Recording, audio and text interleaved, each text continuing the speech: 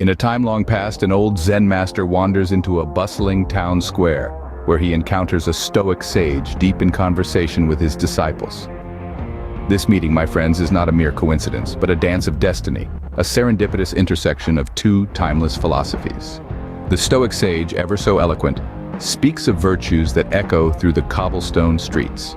He tells tales of emotional resilience, of the strength found within when we control our reactions to the world's ever-changing play. He paints vivid pictures of acceptance, urging his disciples to embrace the immutable, to find peace in the face of the unchangeable. His words resonate with the wisdom of the ages, cutting through the din of the bustling square, reaching every ear, every heart. The old Zen master, a silent observer, nods in agreement. His eyes, alight with understanding, follow the sage's discourse, drinking in the wisdom that flows like a river. He sees the world reflected in the sage's words, a world where one's inner peace is not disturbed by the storms outside. Yet, within this sea of nodding heads, the Zen master's keen eyes catch a ripple of confusion. A young disciple, his forehead creased with questions, struggles to grasp the depth of the sage's teachings. His eyes reflect the storm within, a storm that the sage's words fail to calm. The young man's heart, desperate for understanding, yearns for a lantern to illuminate the path of wisdom. As the crowd disperses, the Zen master, with a gentle smile, approaches the young disciple. His eyes, mirrors of empathy, reflect the young man's confusion, his struggle. The Zen master, a beacon of tranquility amidst the bustling square, stands before the young disciple. He sees the questions swirling in the young man's eyes, the thirst for wisdom that begs to be quenched.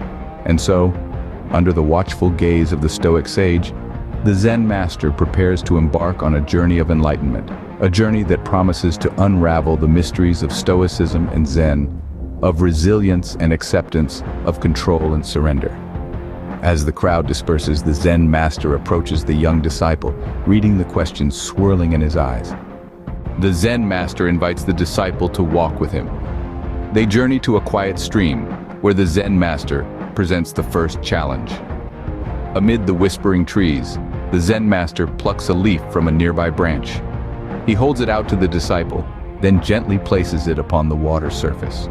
"Predict its path," says the Zen master. His voice is calm as the water itself. The disciple watches as the leaf begins its journey downstream, twisting and turning with the current. He tries to anticipate its course, but the leaf's path is as unpredictable as the wind.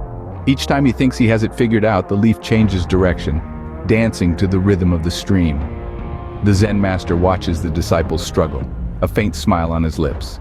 "Life," he begins, "just like this leaf, doesn't follow a predictable path.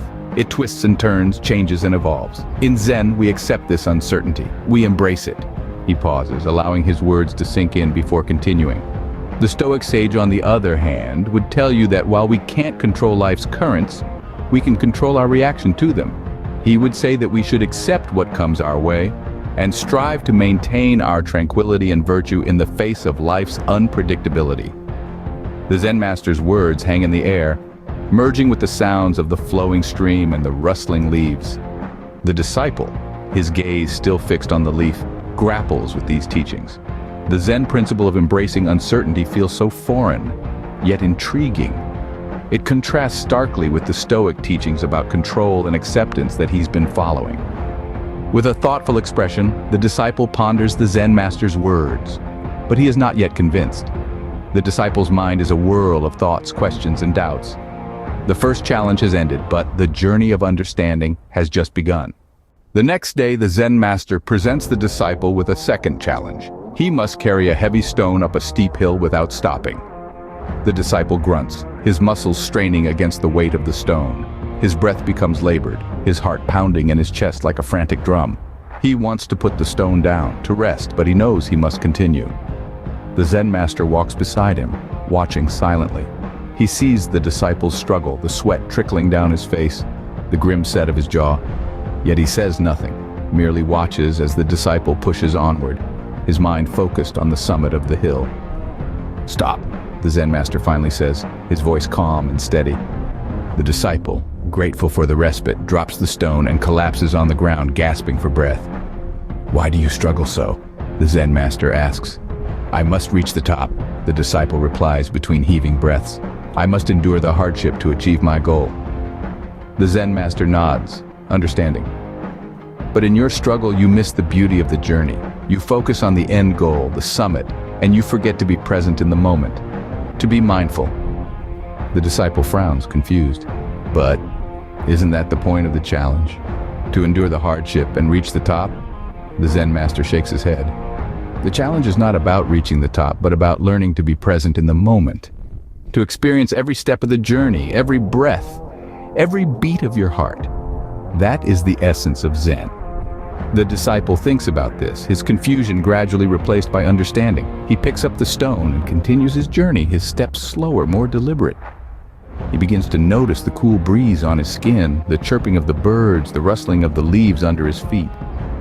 He's no longer just enduring the hardship, but experiencing it, learning from it.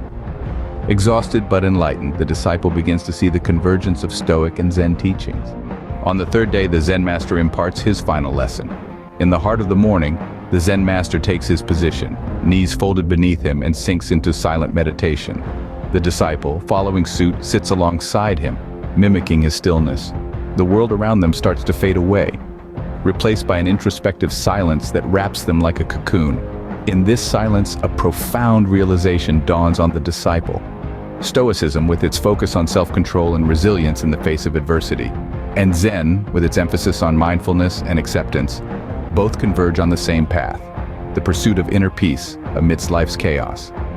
They were not opposing philosophies, but complementary guides, each offering a unique perspective on the same journey. As the sun sets, the disciple returns to the Stoic sage, carrying with him the wisdom of two masters, ready to face life's unpredictable currents.